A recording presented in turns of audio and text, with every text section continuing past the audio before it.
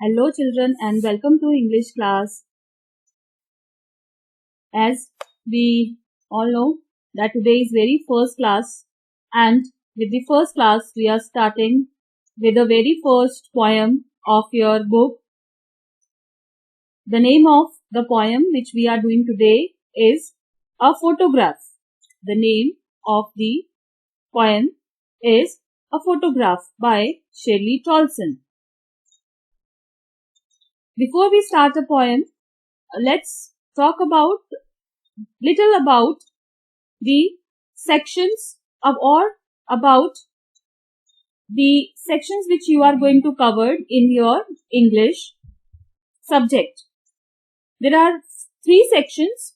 Section A includes reading, as you already been doing, comprehensions, but one new thing is added in 11th and 12th is the introduction of note making, which we will do later on in coming classes.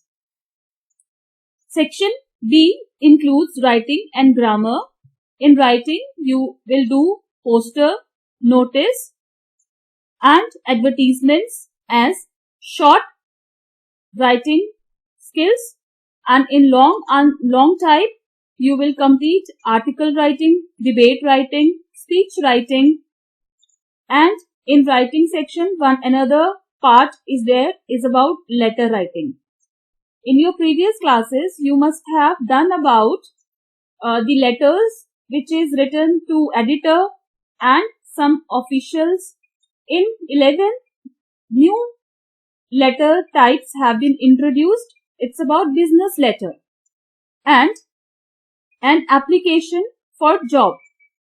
So these 2 new topics have been introduced, where in the business letter you will learn to write, how to place an order, how to make complaints, how to cancel, and how to get the enquiries and inquiries. In grammar, you will get gap filling, reordering of sentences, omissions, and transformation of sentences. To cover these editing, omitting, transformation and rearranging of sentences, we will learn some grammar topics like determiners, voice, tenses, modals, etc. In section C, as in the introduction we said, you have 2 books, Hornbill and Snapshot. So, Hornbill is your main book and Snapshot is your supplementary book. Today, we are starting with very first poem, A Photograph by Shelley Tolson from the book Hornbill. A Photograph by Shelley Tolson, as you can see the title, the photograph, it is composed in a blank verse. Its title is very much appropriate as it reminds the poet of her mother. A photograph is something that captures a certain moment of one's life. The person might change in course of time, but the memories attached with the photograph are eternal. So, this way, Shelley Tolson talks about the memories of her mother when her mother was a child. So what we are going to learn in this chapter is, the poet looks at the cardboard on which there is a childhood photograph of her mother. She had gone for a sea holiday with 2 her cousins, Betty and Dolly. We'll also learn while they were paddling, their uncle took a photograph of them. Both the cousins were holding the hands of her mother, who was the eldest among the girls. This was before the poet was born. Time fled past since, and all those who are in photograph underwent changes while the sea remained the same. Her mother would look at the photograph after about 20 to 30 years and laugh. Now, the poet, her mother's laughter and her sea holiday is a thing of past. her mother died about 12 years ago, the silence of the photograph also silences the poet. She also experiences great loss of losing her mother and memorizes her childhood. Let's read the poem. The cardboard shows me how it was when the two girl cousins went paddling, each one holding one of my mother's hand, and she the big, some 12 years or so. And three stood still to smile through their hair at the uncle with a camera. A sweet face, my mother's. That was before I was born. And the sea, which appears to have changed less, washed her terribly transient feet.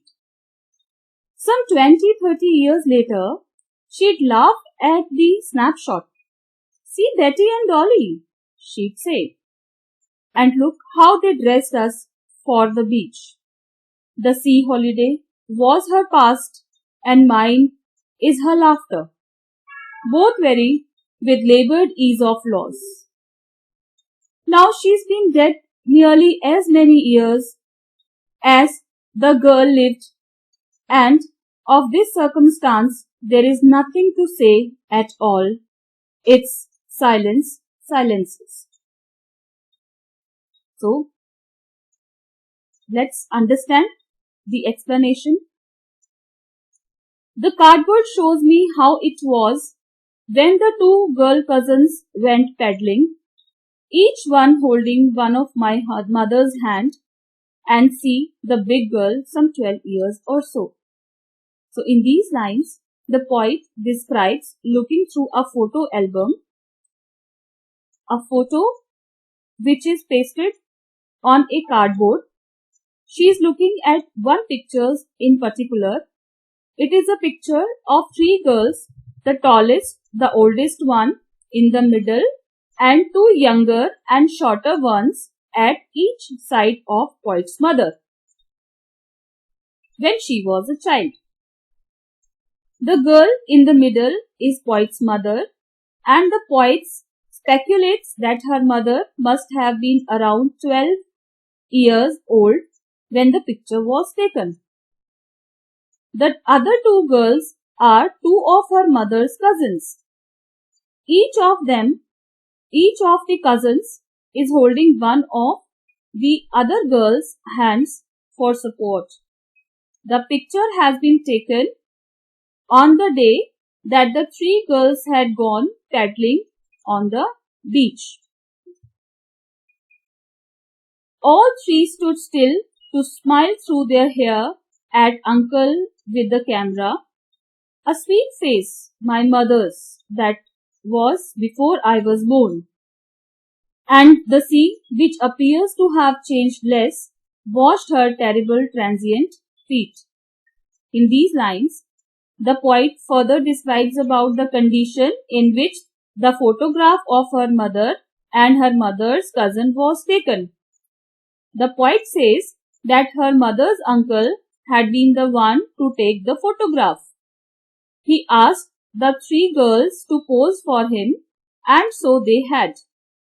They had left their wet hair open, and the girl was looking at the part of their faces through the film of hair covering their mouth, the hairs which are falling on their face, on their mouth, and one could see that they were smiling into the camera.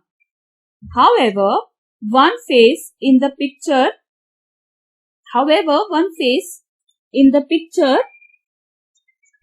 draws the poet's attention to a greater extent than the other two faces.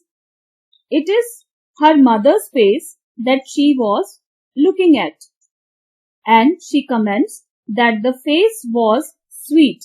Her mother's face looks sweet to the poet. The poet also says that the photograph was taken long before she was born.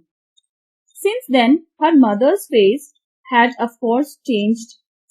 Since the time the photograph had been taken. In contrast to this, the sea which lay along the beach where the photograph was taken has changed less. It means, with the help of it, the poet wants to state that things like sea is as it is, but the life cycle of human keeps on changing. So the sea which lay along the beach where the photograph was taken has changed to a lesser degree. That very sea had been washing the feet of poet's mother also and her two younger cousins the day the photograph had been taken. The poet calls these feet terribly transient, since all these girls in that photograph had stopped being so young and had grown up since then. Their childhood hasn't lasted very long, but the sea has not changed much. Some 20-30 years later, she'd laughed at the snapshot. "See Betty and Dolly," she'd say, "and look how they dressed us for the beach, the sea holiday." In these lines, the poet stops looking at the photograph and recalls what her mother used to say about the photograph. The poet isn't sure whether it was 20 years after the photograph was taken or 30 years after it, but she remembers her mother's telling her to look at how the cousins called Betty and Dolly, their name were Betty and Dolly, looked at that young age. The poet's mother also asked her to look at how their parents had dressed them up for a visit to the beach. Perhaps the plan to take the photograph had been there along. So, was her past and mine is her laughter, both vary with the labored ease of loss. So, in these lines, the poet says that her mother used to consider the photograph as an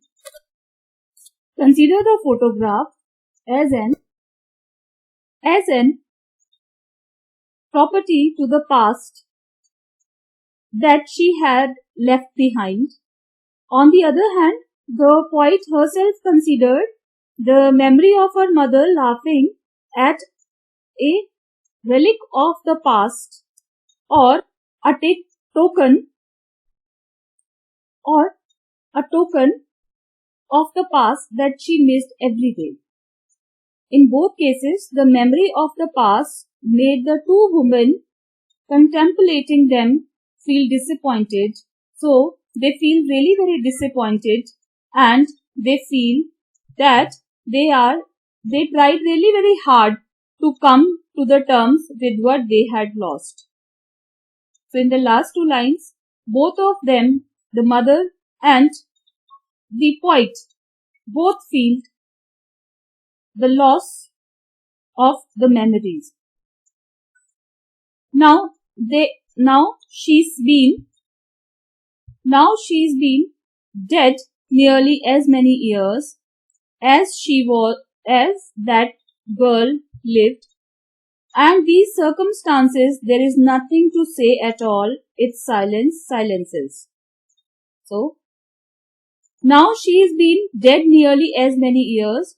In these lines, the poet says that her mother has been dead for the past 12 years. That is the same number of years that was the age of her mother in the photograph she had been looking at. The poet is able to think of her mother's death, but she has no words with which to explain how that death has affected her. The fact that the death has silenced her mother also left her speechless. So, with the help of the last line, its silences means it not only silenced the it not only silent or made her speechless, but her mother's death also made her speechless. This is how the poem ends. So the tone of the poem is that of sadness, where the poet Shelley Dawson looks at an old photograph of her mother and is reminded of her mother who is no more, and she recalls the moment when her mother was 12 years old and looked sweet and happy. Cardboard frame. Here the significance of cardboard frame is that it shows about the permanence of the lack of permanence of human life. Like the things can always be still, but the human life is something which always change. When you are a child, you grow up to young, and then you grow up to old and older. But things change less. If we talk about the emotion, does the poet's mother have when she looked at the photograph, is that she feels nostalgic looking at the photograph which has been taken years ago, and she laughs out loud. She also laughs and tells her daughter, means the poet, how her cousins had dressed up for the beach, which the poet is recalling after years when she happens to see the old photograph of her mother. She also recalls those days when poet's mother was innocent and was a child. The important is what is silence, and if we talk about what is silence here, so the death of poet's mother has silent everything. It not only silent poet, but it silent the memories of her mother. The poet is left without words and she has nothing to say. So, if we talk about this poem, so this here it is complete scenario of the memories of poet about the way she has given tribute, or she is recalling the memories of her mother's childhood.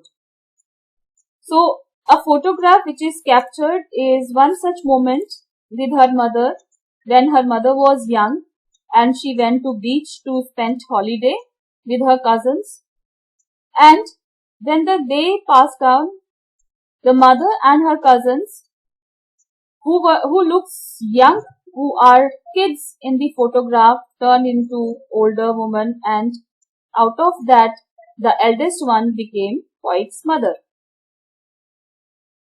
The laughter of the mother while seeing the photograph has become the past incident.